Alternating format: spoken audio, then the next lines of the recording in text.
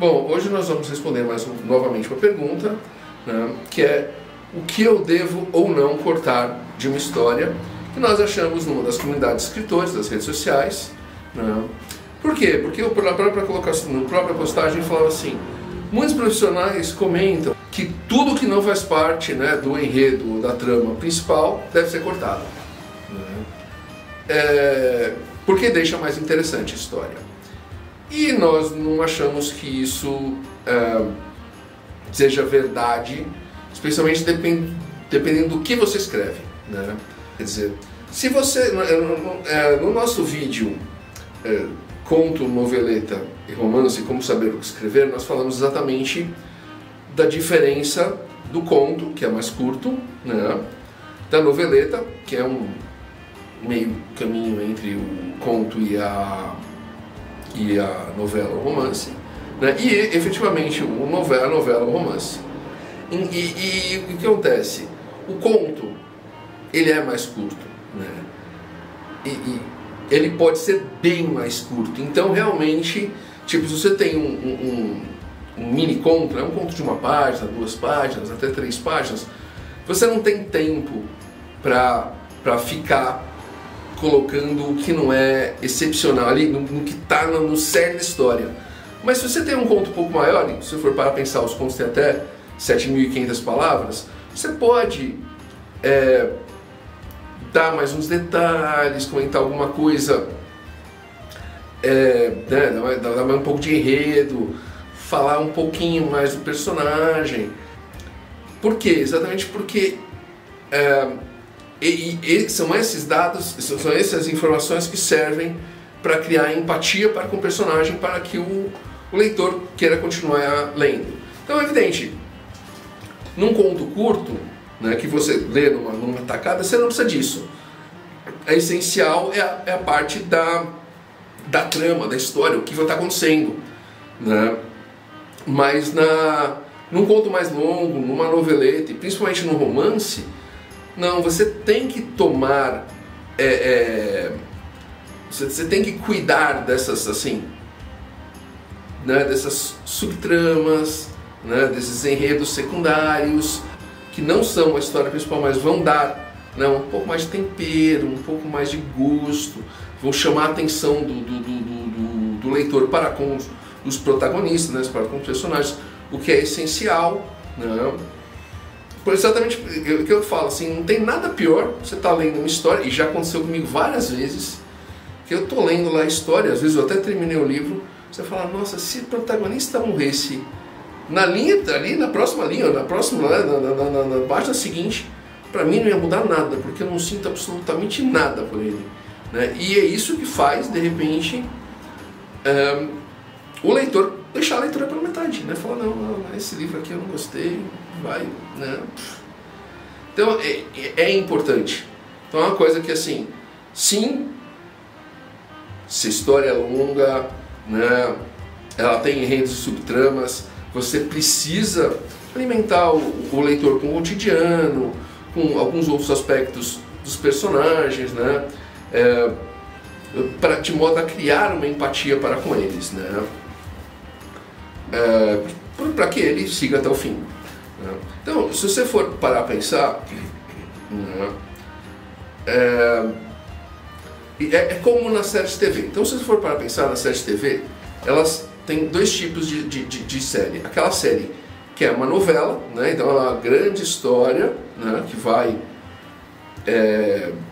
diferente até o final. E ela tem aquela série que ela é episódica. Antigamente, as séries episódicas, elas tinham começo, meio e fim em si. E elas não tinham uma história longa. Então, sei lá, se o seriado tivesse uma temporada, 2 temporadas, 3 temporadas, iam ser, sei lá, 20, 30, 40, 50 episódios que não tinham uma história grande. Né? E o que acontece? Os profissionais, né, entenderam que eles podiam fazer o quê? Eles podiam ter um seriado episódico, né? Só que eles teriam uma pequena história, né? Além da trama, com começo, meio e fim, que tem ali no episódio, ele tem uma pequena história que vai seguir até o final do ano, até o final da temporada, né? Ou vai seguir o tempo durante o seriado inteiro. Então tem uma história, os personagens têm uma história, o personagem vai lembrar que ele fez isso no episódio da semana passada, ele fez aquilo no episódio da semana anterior, né? Então, para você ver como é importante você ter, não só, né, nas historinhas pequenas, você ter também esses aspectos de subtrama, para deixar o leitor, para criar a empatia do leitor para com os personagens, né? E fazer ele terminar a história. É evidente, tá?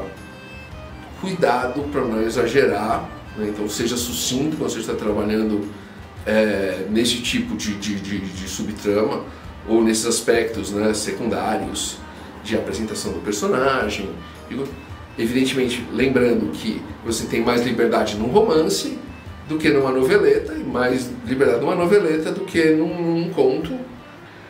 E sempre releia, depois que você terminar, para ver se eles estão efetivamente agregando na história, que é isso que é importante. Você tem que tirar o que não agrega a história, né, e deixar o que agrega a história. Então, se você fala, não, isso aqui está agregando, você deixa. Se não está agregando, está exagerado, você retira, né? Lembrando que além da sua leitura, você tem que pensar em fazer uma leitura beta, uma leitura crítica. Então, até explicando um pouco a respeito das duas, nós vamos até falar mais a respeito dessa diferença, porque tem muito autor que não sabe, né? A leitura beta, ela é feita por um leitor que gosta do gênero. Então você pega, eu estou escrevendo uma fantasia, vou passar isso para um leitor de fantasia que gosta de fantasia, né? Entende? Ele vai ler e ver e me dizer o que ele acha, né? Essa é a função do leitor beta. A função do leitor crítico, ele é um cara que tem mais know-how de mercado, né? Ele é praticamente um editor. Ele vai ler e falar, olha, essa parte aqui está fraca, essa parte aqui está forte, isso aqui pode trabalhar mais. Ele vai te fazer um relatório em como você pode melhorar a história, né? E além disso, evidentemente, você tem o... como é que chama? O leitor crítico, o leitor beta? O preparador. E além disso, você tem o preparador. O preparador, ele mesmo vai fazer algumas modificações na sua história, de modo a deixá-la mais pronta para publicação, né?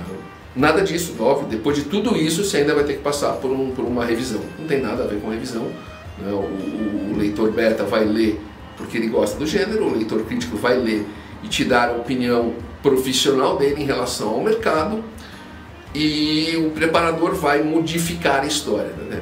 Então, teoricamente, o leitor crítico e o leitor beta não vão fazer isso, não vão modificar a história, né? Eles podem falar, olha, isso aqui está estranho, eles até podem dar uma opinião em relação ao texto, mas eles não vão mudar o texto. O preparador, a função do preparador é mais parecida com a da revisão, que a revisão efetivamente vai tirar, colocar verbos, modificar o texto. A preparação também, mas a preparação tem uma visão mais em relação à história, menos em relação ao português, né? Nós vamos explicar isso mais tarde, né? Mas de qualquer maneira, isso você tem que pensar. Então, você tem que cortar necessariamente essa história? Não. Você tem que pensar no tamanho da história e ver no tamanho da sua história o que é importante para ela, né? De modo ao leitor gostar ou não gostar dos personagens, da trama, sem exagero, né? Como sempre, conheça os nossos livros, nós vamos deixar o link, né? Se você gosta de policial digital, terror, steampunk, fantasia, né? E se você quiser o livro físico, até entre em contato com a gente de repente até consegue um autografado para você, né?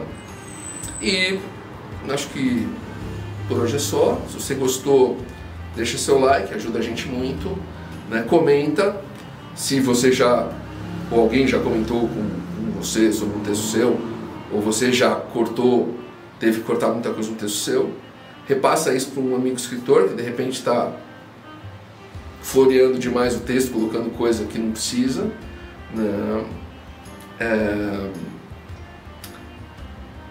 Segue a gente aqui no YouTube, no Facebook, no Instagram, no LinkedIn. Nós estamos sempre postando material novo, né? Seja sobre o mercado, seja dica, seja pergunta como essa, seja exercício, né? Nós estamos querendo ajudar você a se tornar um profissional de escrita, né? E até a próxima.